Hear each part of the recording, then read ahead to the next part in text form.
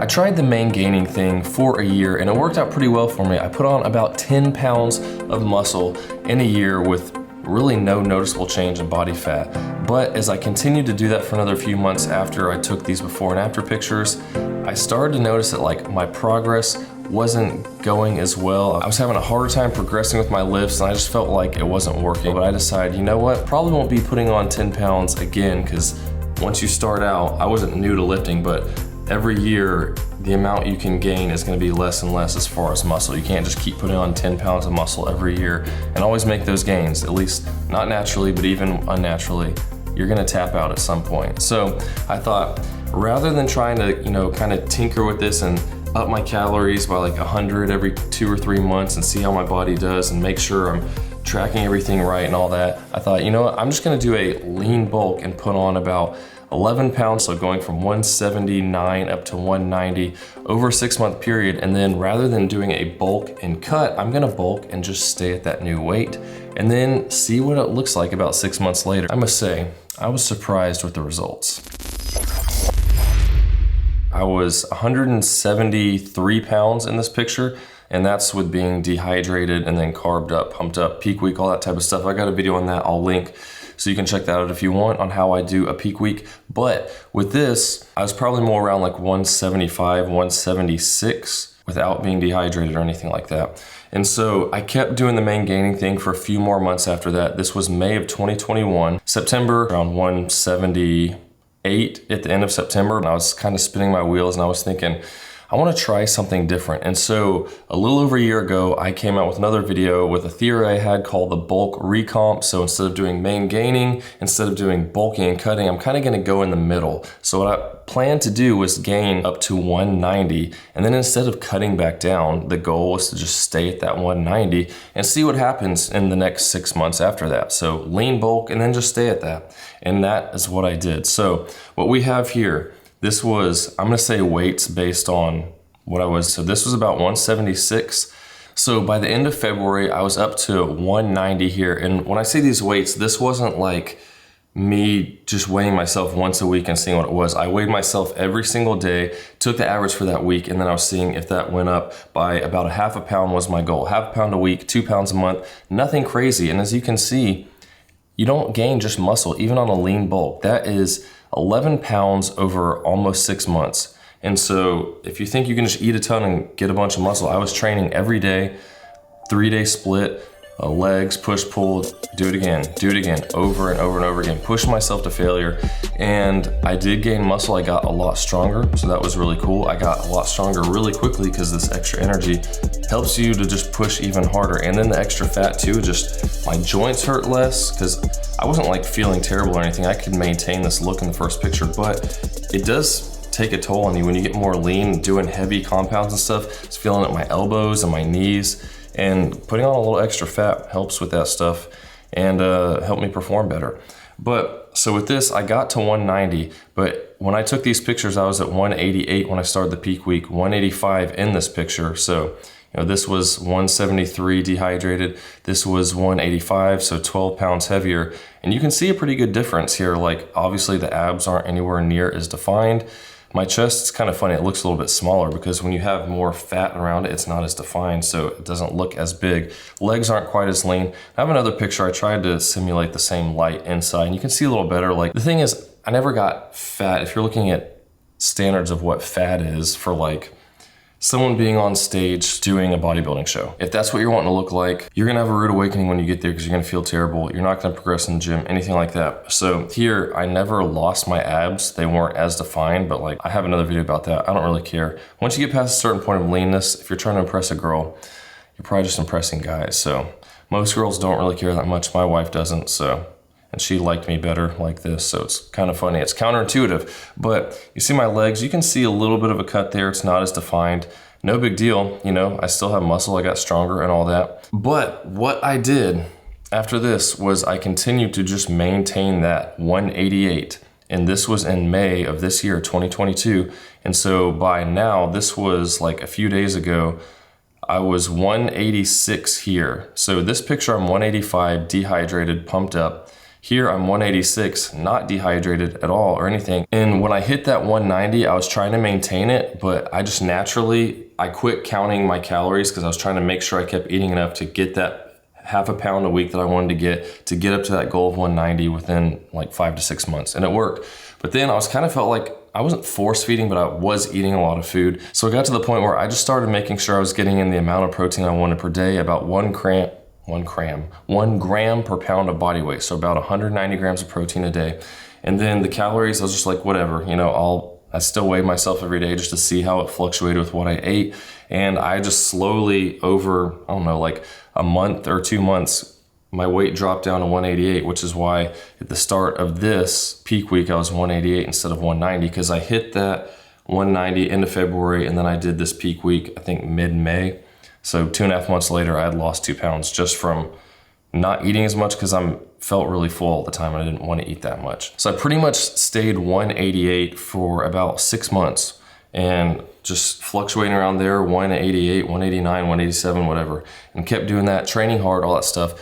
And then in the last couple months, I decided, I want to see, just with a cut, if you want to even call it that, I'm going to lose like 1 pound in a month. So I'm going to do not a half pound, I'm going to do 1 week of a 500 calorie a day deficit, 3,500 calories, lose a pound, and I'm going to maintain that. So I was at 188. Then in September, I was 187 and maintained that for the month. And then October, 186. And then this was at the end of October. And it's kind of funny because look, this is 185 dehydrated. And then 6 months later, this is 186, not dehydrated or anything. I just worked out, nothing special. And this is just the normal physique. So if you look at this, like chest looks bigger, fuller, abs more defined, legs. You can't really tell in this lighting as much. I don't think I was flexing my legs very hard here, and I had just worked out my legs too. So you ever notice when you work out your legs, they get more swollen, pumped up, you don't see the cuts very well. So something to keep in mind if you're posing, you might not want to pump up your legs too hard. And so just to show you another picture before I tell you about my process for making sure you don't get fat on a bulk and what you can do. Right here was when I was at 186 on my way up to 190. So in the middle of the bulk, getting towards the end, and this was the end of January. And then this was 186 about a week ago, end of October. So in that 9 months, you see how much of a difference there is. Here, once again, I was not fat by any means. I'm not saying I look fat, but I had more fat around my chest. It looked a little bit thicker, but here it looks leaner around my chest and my chest looks bigger. My abs, I had a little more fat coming in, and here they're a lot more defined than before. Here I was flexing my legs a little bit better. Once again, I wasn't flexing in this. I sometimes forget to flex my legs when I do this, whatever. Arm doesn't look a whole lot different. Maybe you can see a little bit more of this vein here. This goes to show this was 9 months and essentially the same weight before and after, but how much different you can look at a certain weight based on how much muscle you have, based on how much fat you have. How do you bulk without getting fat? Got a few tips for you. And the first thing is have a set end goal in mind. A lot of people think, I just need to start bulking and gaining pounds a month. And if you just keep doing that over and over and over again, what you don't realize is you see yourself in the mirror every single day. And so when you constantly see yourself, you don't notice those little changes day to day. And then you look 6 months down the road, you see a picture of yourself, you're like, wow, I've gained a lot of weight. And by this time, you're already fat because you started putting on 4 or 5 pounds a month. And now you're up, 20, 30 pounds, and you're like, man, I got a lot to lose. And that's the downside of bulking and cutting, because you bulk up, you realize you got fat, then you start cutting steeply. So any extra muscle you might have gained in the bulk, you end up losing because you're in a steep deficit. So the whole reason I wanted to do this, because I wanted to bulk up, get stronger quicker, and see how my body reacted, but then not take it too far and just maintain that new weight and see how I looked 6 months after that. Because like I said, nothing wrong with how I looked here, or even when I was 4 pounds heavier at 190, perfectly fine. I was happy with how I looked. I was happy with my progress in the gym. I didn't feel like, oh, I need a cut because I look fat now. Like, don't get the body dysmorphia. Forget about what other people look like on Instagram and YouTube. Just focus on you and what your own goals are. So to set a goal, like for me, I was shooting for 0.5 pound a week, 2 pounds a month, and I stayed pretty much right on that the whole time. Got another video telling how I did that I'll link as well.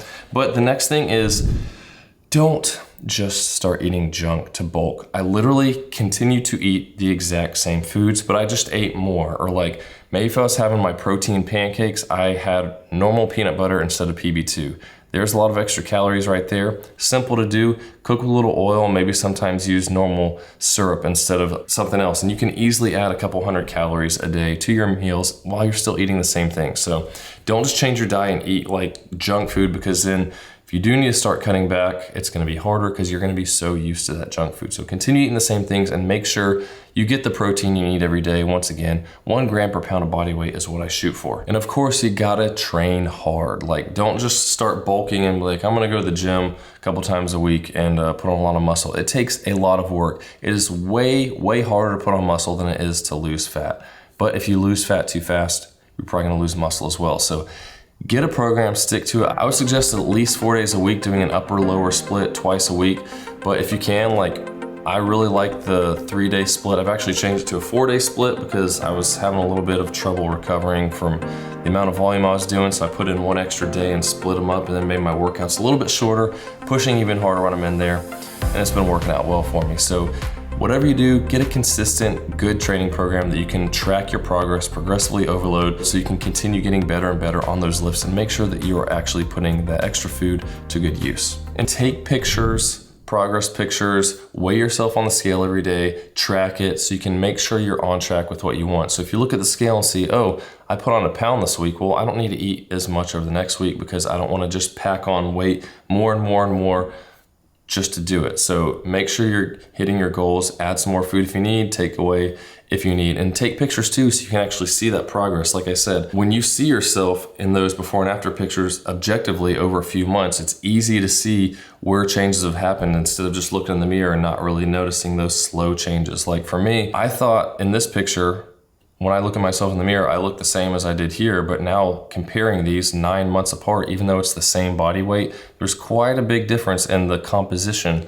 of that weight in this after picture as opposed to this before picture. And the last thing is to stick with whatever you plan to do. I see all the time in groups, someone saying like, oh, I'm gonna start maingaining, and then like a month later, this isn't working for me, I need to do something else. Like whatever you do, stick with it for at least like 3 months. If you're gonna bulk, start doing it, set a goal for this much weight I'm gonna gain over this amount of time, and just do it. Once you get to the end of that, look at your pictures, your progress, all that, and reassess, what should I do now? Even if you bulk and you think you bulk too much, instead of just cutting down, try maintaining that new weight for a while. And then just lose 1 pound every other week. It's really not that hard. If you do 1 week of a deficit, lose 1 pound, and then stay at that weight for another week, and then cut a little more, and then just that stair stepping works a lot better for your progress in the gym without you feeling drained, terrible. Just remember, it took you 3 months to put the extra weight on. There's no need for you to try to drop it in 3 weeks. But those are my tips for how to bulk without getting fat. Hopefully that helped. Let me know what you think in the comments if it's something that might work for you. Obviously you can see it worked for me, and I'm pretty happy with it. I'm just gonna keep maintaining this weight probably for another 4 or 5 months, and then maybe I'll think about trying to jump up another 8 pounds or something like that. But it's really nice, worked out for me. Instagram at Camber Fitness. If you got any questions, anything, whatever, I got a Facebook group too. Check all that out, and I'll see you in the next one.